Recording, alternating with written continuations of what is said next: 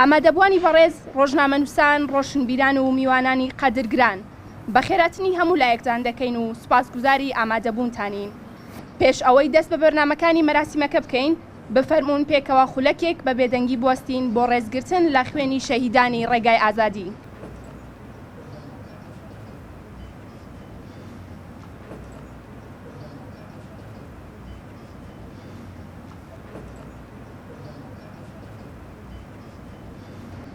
ئێستاش داوا لە خاتوشنافایق سەرنووسەری ئاژانسی ڕۆژنیوز دەکەین بفەرمێت بۆ پێشکەشکردنی وتاری ئاژانسەکە.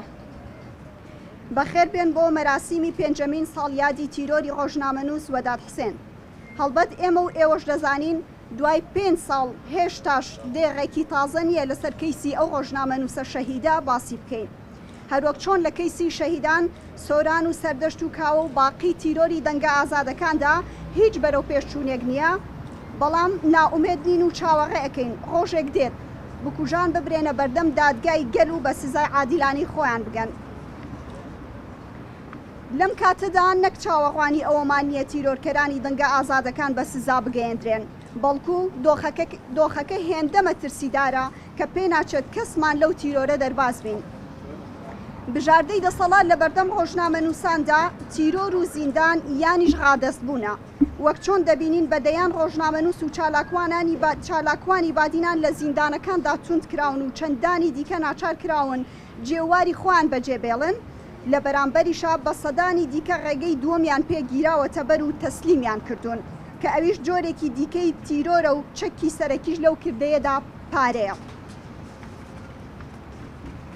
بەڕێزان، تیرۆر تەنیا تیرۆری فیزیکی نییە، بەڵکو تیرۆری هەرەبا و گەورە کە ئێستا دەسەڵات لەسەر میدیا بەڕێوەی دەبات تیرۆری پارەیە. بە پارەی بەتاڵان برا و دەیان دەستگای زەبەلاحیان کردوتەوە و بە سەدان میدیاکاریان کڕیوە. لەو میدیانەدا پارە حکوم دەکات و میدیاکارەکانیشیان هیچ نین جگە لە کەسێکی کڕدرا و لەسەر بنەمای دەستبەردان لە ئەخلاق و ویژدان و ئەرکی وڵات پارێزی بەڵێنی نان و کاریان پێدەدرێت. هەواڵ وەداد یەکێک لەو ڕۆژنامەنووسانە بوو کە هەوڵی زۆریاندا تا تەسلیمی بکەن، بەڵام قبوڵی نەکرد و شکۆی خۆی پاراست تا لە کۆتاییدا بە پلەی شەهادەت گەیشت. بەڵێ ئێستا چاوەڕوانی سزادانی بکوژان نین، لە کاتێکا لە جیاتی بکوژ ئەو کەسانەی دەبرێنە بەردەم دادگا و زیندانی دەکرێن خودی ڕۆژنامەنووسان و ئازادی خوازانن. لە جیاتی ستەم لێکرا و یاسا قەڵایەکی بەهێزە بۆ ستەمکاران. لە جیاتی داواکردنی مافی مافخوراوان داواکاری گشتی ئەرکەکەی پێچەوانە بووتەوە و بووە بە داواکاری دەسەڵات و دژی ئازادی خوازان بەخیار دەدات. لە کۆتاییدا دەڵێن وەک چۆن لە هەر شوێنێک دەسەڵات بوونی هەبێ ژیانی ئازادی خوازان پارێزراونیە و کار بۆ بێدەنگکردنی ڕۆژنامەنووسان دەکرێت، ژیانی هەر ئازادی خوازێکیش لەم باشوورەدا جا خەڵکی باشوور بێیان بەشەکانی دیکەی کوردستان پارێزراونیە. دەشڵێن ڕاستە هەوڵێکی جددی هەیە بۆ بچووکردنەوەی بەرەی ئازادی خوازان، بەڵام نابێ ناومێد بین. ژمارەمان چەندەکەم بێ، ئیرادەمان بەرزە و هەرگیز نابێ سەری بەرزمان نە لەژێر هەڕەشە و تۆقاندن و نە بۆ پارەی پیسی ئەوان نەوی بکەین. ڕۆژنیوزیش ئەمڕۆ لە بەرچاوی هەموواندا بەڵێن دووپات دەکاتەوە، لە گەیاندنی ڕاستیەکان بەردەوام دەبێت و ڕێگەی وەدات و سۆران و سەردەشت و کاوە ون ناکات. سوپاس بۆ ئامادەبوونتان.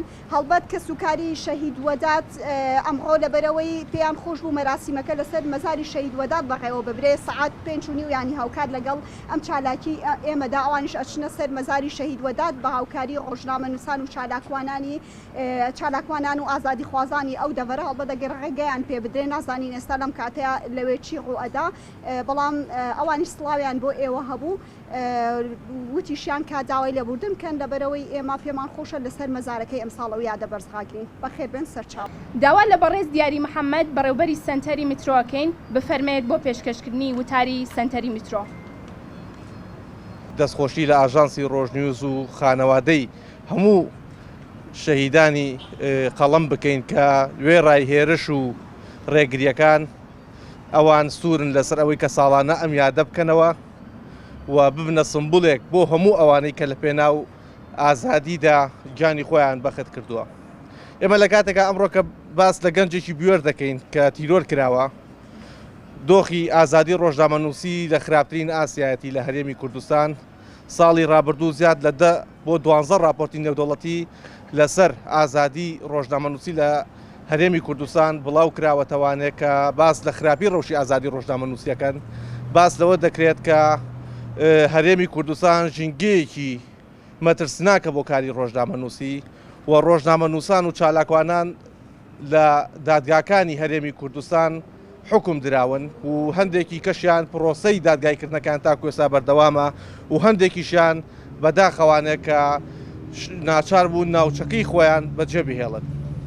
ئەمە سەرڕای ئەوەی کە کۆمەڵ ئەو بەڵگانیکە لە دادگاکان خراونەتە ڕوو بەرامبەریان بەڵگەی بەهێز نەبوون نەیتوانیوە ڕای گشتی ناوخۆی قایل بکە نەک بە تەنها ڕای گشتی ناوخۆی بەڵکو ڕێکخراوە نێودەوڵەتیەکان و تەنانەت وڵاتانی کاریگەریش کە لە هەرێمی کوردستان وێنەرایەتیان هەیە قایل نەبوون بۆ بەڵگانەی کە لە دادگاکان خراونەتە ڕوو لە ڕۆژنامەنووسان کە بەداخەوە بڵێم کە کڕراون و لە لایەکی کەشەوانەیە دروشمی ئەم کابینەیە کە چاکسازی و سەروەری یاسا بووە کە پێمان وایە چاکسازی و سەروەری یاسا تەنها بە دروشم نابێ بەڵکو پێویستی بەکردارە و هەتاکو ئەم هەموو تاوانە گەورانەی کە لە وڵاتەکەیە ئەنجام دراون تاکو بکەرانیان ڕوبەڕووی دادگا نەکرێنەوە ناکرێت ئێمە باس لە پرۆسەی چاکسازی و سەروەری یاسا بکەین.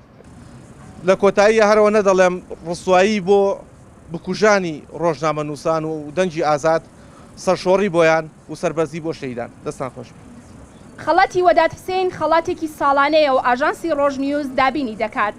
ساڵانە دەدرێت بەو ڕۆژنامەنووسانەی کە جێدەستیان دیارە و لە کاروانی ڕۆژنامەنووسی و کارکردن لەسەر پرسەگشتیەکانی کۆمەڵگە و هەوڵدان بۆ دیموکراتیزەکردنی کۆمەڵگەی کوردستان. داوا لە ڕێزانخان دایکی شەید گەرمیانەکەین بفەرمێت بۆ بەخشینی خەڵات. هەروەها داوا لە بەڕێز ئەیهان سەعید دەکەین نوێنەری دەستگیرکراوانی بادینان بفەرمێت بۆ وەرگرتنی خەڵاتەکە.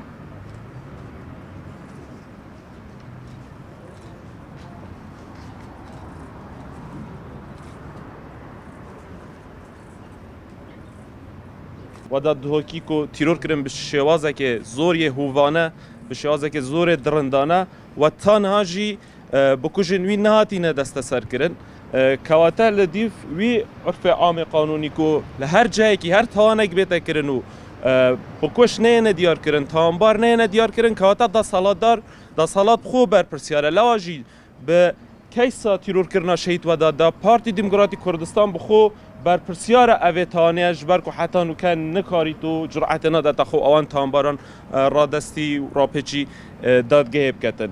We mixabin niha li devera behdînan ku rewşeka zora xirab heye yani lew sinûre bi şêwazekî rejbigîrî zor çalakwanan û rojnamenûsan û xelkî azayî ew devere ئەخرێنە کونجی زیندانەوە هەر لە ساتی ڕفاندنیان و لە کاتی تحقیقکردن کە ناڵم پارێزەر ببینن و لە کاتی تحقیقکردنە تعزیب ئەدرێن و زۆر بێ شەرمانانە زۆر نادیموکراسیانە زۆر ناقانونیانە 6 ساڵ ڕاپێکی زیندانەکەن و کونجی زیندان ئەکەن کە لە بەرچاوی هەموو خەڵک ڕۆنە و لە بەرچاوی هەموو لایەنە سیاسیەکان ڕۆنە و ڕێکخراوە نێودەوڵەتیەکان نێنەرانی وڵاتان هەمووان بەیانیان دەرکردووە کە ئەم پرسێکی ناقانونی و نادیموکراسیە بەڵام پارتی دیموکراتی کوردستان زۆر بێباکانە بەرامبەر ئەم دەنگە ناڕازیانەی لایەنە سیاسیەکان بەردەوامە بەداخەوە دوێنێ هاوڕەیەکی ترمان کاکبیر هەر ڕێکانی بە نزیکەی 8 ئۆتۆمبیل و 50 چەکدار چوونە سەرماڵیان و لە بەرچاوی